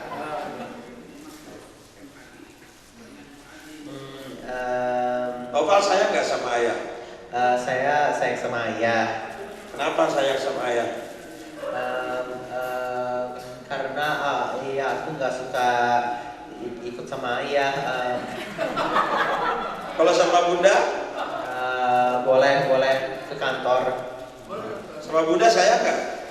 Sayang dong, Ma. Ya, mama. Sayang sama mama ya? Iya, Ma. Sayangnya kenapa sama mama? Apa yang bikin Noval sayang banget sama mama? Dari dulu mama cuek. Mama cuek? Mama cuek ke aku. Oh gitu. Cueknya kenapa? Karena mama nggak ditawang sama aku. Oh gitu. Emang Noval bisa cari uang, udah punya uang? Iya, Pak. Dari mana uangnya Noval, dari mana? Pak Diaksa. Iya. Noval dapat uangnya dari mana? Kerja di mana? Dari mana? 100.000. Dari mana dapatnya? Iya, dari 100.000. Oh gitu. Dari dulu, dari kecil, umur saya 4 tahun, saya mau cari nenek, mau naik mikrolet. Kalau kakak gimana kakak? Kalau Ayu. Ya, Amel. Ayunya orangnya kayak gimana? Ayu pemarah nggak? Enggak. Sayang nggak Ayu? Kalau Amel itu orangnya suka jutek.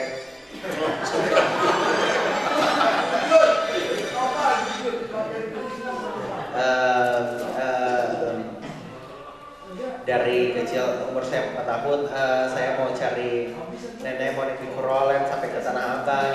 Emangnya nenek salah orang. Hebat ya. Mudah-mudahan panjang umur ya Novel ya. Sehat. Nah, Novel nanti kalau udah gede mau jadi apa? Novel. Jadi asisten notaris. Wey. Mau jadi apa? Oh, sebentar kan Novel bidangnya beda. Iya Pak Diaksa. Saya menuju ke Sleepy. Saya beli es krim, tapi nggak dibayar, nanti dimarahin pedagangnya. Sampai ditangkap polisi. Pak Repli bisa dipindahkan ke bundanya, barangkali akan lebih lengkap kalau bundanya ikut bicara testimoni. Ini bagian dari testimoni, silakan Bunda. Ya, tapi begini, itu kan seizin dengan peserta, ya kan. Jangan sampai kemudian kok ini masalah keluarganya Refli Harun yang Silakan. Jadi kalau peserta mengizinkan nanti ke ibunya boleh.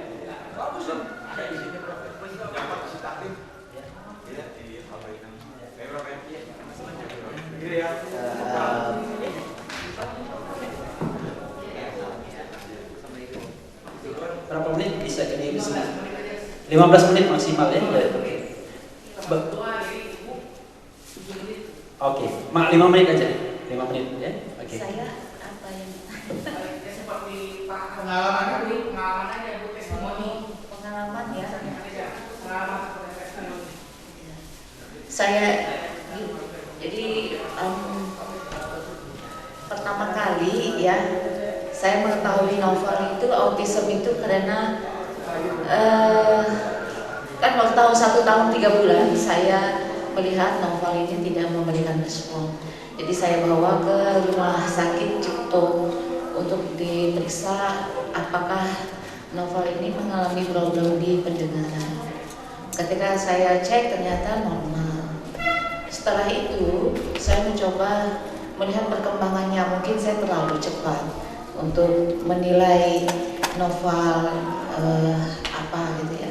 Akhirnya saya putuskan waktu Noval berusia 2 tahun saya bawa Noval ke tumbuh kembang anak di Rumah Sakit Hermina.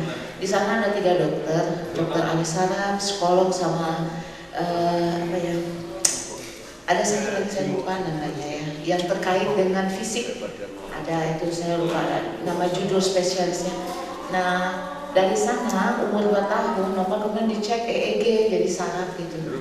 Ketika dicek saraf itu Noval dinyatakan tidak ada apa-apa.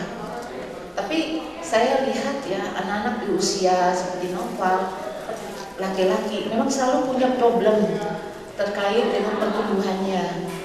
Nah lalu saya pikir-pikir saya harus terus mencari tahu. Jadi waktu umur 2 tahun itu Noval sudah saya terapi. Karena bagi saya umur 2 tahun anak kok belum bisa mengucap kata-kata itu pertanyaan besar. Jadi walaupun dia dikatakan ya, tidak ada masalah gitu, tetap saya terapi Noval, terapi bicara, edukasi. Kemudian umur 3 tahun saya lihat sudah cukup dari 1 tahun. Saya datang lagi ke tim dokter untuk bisa diperiksakan lagi apakah Noval ini autism atau enggak. Karena waktu itu saya sudah mendengar itu, baca-baca buku ya tentang gejala-gejala autism, kok mirip sekali sama Noval. Nah dari sana itu kemudian dapat hasil EEG itu ternyata Noval itu autism. Nah ketika dinyatakan autism saya langsung tanya apa yang harus saya lakukan untuk treatment anak autism. Jadi diet ya, terapinya banyak. Wah saya rasanya ya di mana-mana yang namanya ibu ya kalau mendengar kata-kata diet itu buat anak kecil itu seram sekali ya. Itu karena kita kan juga waktu itu kan masih secara pendapatan kan juga masih lagi mencoba untuk tumbuh gitu ya, banyak biaya.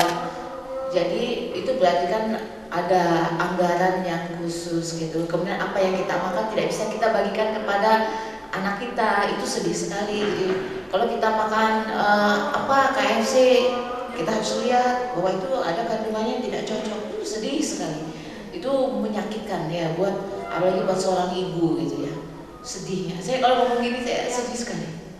Jadi kadang apa yang kita makan sedikit saja, kita lihat kandungannya, wah kita lihat bahayanya. Biasanya mengandung glutein ya? Iya itu, wah sakit. Itu kalau buat seorang ibu itu tajam sekali ya. Aduh saya nggak bisa makan ini. Nggak mungkin kita makan sesuatu di depan anak yang ini, karena itu menggoda dia. Jadi apa yang dia tidak bisa makan, kita jangan makan depan dia. Itu menyakitkan. Cucu saya juga nomor 4. Iya, itu. Kemudian saya itu kan tantangan kita itu adalah biaya besar. Jadi kalau umpamanya, jadi saya harus kerja. Saya dulu bekerja itu sebagai saya wartawan. Sekarang saya notaris. Ya. Kenapa kita itu bekerja? Ya karena kita butuh banyak biaya. Ya, ya itu tantangannya besar. Nah, jadi antara mencari biaya untuk treatment ya kemudian menjaga dia itu kalau buat seorang ibu itu kompleksitas yang hebat gitu ya, membagi pikiran untuk terapi, pendidikan apa. Tapi ada satu hal yang saya ingin juga berbagi ya dengan sesama ya teman-teman seperjuangan menghadapi problem seperti ini. Saya itu menghadapi problem makanya seperti novel yang saya pikirkan itu adalah fokus ya. Jadi saya berpikir gini, apabila kita tidak bisa tahu apa yang akan terjadi jauh ke depan, kamu lihat saja apa yang ada di hadapan gitu. Kayak novel, saya tidak tahu masa depannya gitu. Tapi saya tahu dia untuk 1 tahun, 3 tahun ke depan, saya harus pastikan dia mau apa gitu. Jadi walaupun kita sebagai ibu tuh ada rasa sedih gitu, tapi kita tekadkan ya untuk 1-3 tahun ke depan pokoknya kayak dia sekolah SD. Ini kan yang nampak, kita hadapi saja, hadapi itu. Bagaimana dia sekolah kelas 1, kelas 2, kelas 3, 4, 5, 6. Saya ketika ini anak kelas 6, dia nanti SMP bisa nggak usah terlalu jauh mikirnya kalau buat saya. Saya waktu itu yang saya pikirkan, saya seperti berada di lorong yang gelap gitu. Saya tidak tahu ini anak mau dibawa kemana gitu. Tapi saya tahu bahwa sebagai seorang ibunya kita seperti lilin gitu. Kita yang membimbing dia, membawa dia kemana dia harus berjalan gitu. Jadi itu saja saya. Jadi selama SD itu saya pikirkan, udah SD ini saya harus lulus. Cari sekolah yang bagaimana? Cari sekolah yang tidak favorit malah gitu. Ketika saya datang ke semua sekolah favorit di Jakarta, Amel kan di Al-Azhar kakaknya, tapi itu tidak menerima. Sekolah-sekolah susah sekali menerima Nopal. Tapi kemudian saya begini, saya percaya ya, setiap kesulitan Allah itu memberikan banyak bisikan. Dengarkan saja bisikannya. Kalau saya mendengarkannya begini, ketika dia sulit masuk ke sana, ada sesuatu yang kata hati saya itu berkata, memang bukan itu jalan Nopal Yuyun gitu. Kata hati saya, memang bukan di situ tempat Nopal. Tempat Nopal itu bukan di tempat yang favorit seperti itu. Dia tidak cocok di situ. Itu ya. Jadi kita tuh sering, saya suka bicara dengan hati saya. Dia memang tempatnya harus tempat yang lebih sedikit ya, yang akomodatif, yang lebih kekeluargaan. Yaitu di mana di sekolah SD biasa saja yang isinya 1 kelas 20 orang. Tidak banyak makan biaya, negeri juga. Buat apa kita bikin sekolah yang tadi seperti bapaknya bilang 1 juta di Depok itu. Itu kata ayahnya, itu bisa bikin saya sakit kalau kita memaksakan biaya yang kita sendiri juga setengah mati gitu. Karena ada Amel yang harus kita biayai. Nah di situ. Tapi saya itu selalu merasa Allah itu sedang gitu, memberitahu saya dengan caranya sendiri. Jadi saya sekolahkan di situ. Alhamdulillah kepala sekolahnya baik sekali. Malah lebih kekeluargaan sedikit, lebih bisa diomongin. Kemudian kalau ada orang tua yang komplain, kenapa? Emang anak ibu saja yang punya masalah? Anak saya juga punya masalah. Nopal malah pintar. Kan Nopal emang pintar, yang matematikanya bagus, apa-apa bagus, cuma harus dibantu gitu. Jadi mereka bilang, kenapa ibu merasa ini? Tapi buat saya, ya itu kan yang dibutuhkan komunikasi. Jadi saya kalau menghadapi begitu, maka solusi dari saya adalah saya harus sering-sering datang ke sekolah, ketemu sama orang tua yang lain, ketemu sama gurunya, ketemu apa. Jadi kita itu bisa mengatasi problem di lingkungannya. Ketika masuk kelas 6, SMP, SMA, saya berpikir, wah pusing nih saya dari sekolah ke depan 3 tahun saya harus ganti. Berapa kali saya harus mencari sekolah yang bisa menerima Nova. Saya punya strategi akhirnya, saya ganti strateginya. Saya mencari yayasan yang langsung satu paket SMP, SMA. Jadi saya nggak perlu lagi mikir SMP, SMA. Jadi langsung gurunya pasti orang yang sama, kepala sekolahnya, ketua yayasannya orang yang sama. Alhamdulillah, cara begitu bisa mengatasi saya untuk nambah ke depan. Ya itu yang saya maksud. Saya nggak pernah berpikirkan jauh. Saya step by step saja gitu. Sehingga saya juga bisa mengurangi stres saya. Itu pengalaman saya. Ketika kuliah, ya itu susah juga. Saya gimana ini Nopal ya dalam hati saya. Tapi Waktu itu ada kakak sepupunya yang sekolah di BINUS, kuliah di BINUS. Kemudian gurunya ini menyarankan Noval itu ambil akuntansi berbasis komputer. Kenapa? Karena ya, saya pendekin ya. Karena itu saran dari guru akuntansinya sendiri. Itu sih yang bisa saya katakan. Ya, terima kasih. Terima kasih. Mohon aplaus buat para Rapli, Noval dan Bunda. Ini adalah panduan praktis kita di lapangan. Bisa jadi kalau panduan bagaimana kita berhubungan relation dengan teman-teman disabilitas sudah sangat biasa secara akademis ya, Siswati. Tapi kalau panduan praktis itu kan harus berdasarkan pengalaman. Nah, Pak Rapli dan Bunda bagian dari praktis bagaimana menghadapi itu. Terima kasih. Saya mohon berkenan Pak Rapli, Noval dan Bunda untuk kembali ke tempat. Silakan. Terima kasih teman-teman yang telah berkenan hadir dari awal hingga akhir. Karena waktu dan keterbatasan waktu yang telah mendesak, kita akhiri pertemuan kita ini dengan untuk doa dulu. Kita akhiri dengan pembacaan doa. Silakan Pak Mahmud. Warahmatullahi wabarakatuh. Mari kita sejenak berdoa kepada Allah Subhanahu wa taala. Mudah-mudahan acara pada hari ini bermanfaat buat kita semua. Bismillahirrahmanirrahim. Allahumma sholli ala sayyidina Muhammad wa ala ali sayyidina Muhammad hamdan syakirin hamdan na'imin hamdan yuafinu wa yukafi'una majidah. Ya Rabbana lakal hamdu kama yanbaghi li jalali wajhika wa 'azimi sultanik. Allahumma a'inni ala dzikrika wa syukrika ibadatik. Allahumma ya Allah, kami berlindung kepadamu dari godaan syaitan yang terkutuk. Ya Allah yang maha kasih lagi maha penyayang, rahmatilah kami yang hadir pada peringatan hadiah ibadah kali ini. Mudah-mudahan hadiah telah membawa nikmat buat kita untuk kemajuan dalam kemanfaat dan ada di negeri tercinta ini. Ya Allah, himpun kami kepada orang-orang yang bersyukur kepadamu ya Allah. Ampuni kami ya Allah, dari segala godaan syaitan ya Allah. Ampuni dosa-dosa kami, dosa kedua orang tua kami, dosa para pemimpin dosa kami, dosa saudara kami kaum muslimin dan muslimat. Rabbana atina fid dunya hasanah wa fil akhirati hasanah wa qina adzabannar. Subhanaka rabbil izzati amma yasifun wa salamun alal mursalin walhamdulillahi rabbil alamin. Assalamualaikum warahmatullahi wabarakatuh. Waalaikumsalam warahmatullahi wabarakatuh. Subhanallah wa bihamdika astaghfiruka wa atubu ilaik wa sallallahu alaihi wasallam. Terima kasih kepada teman-teman yang telah berkenan hadir dari awal hingga akhir. Akhir kata, mohon maaf banyak salah-salah ataupun error-error. Kita bertemu kembali di lain kesempatan. Ya.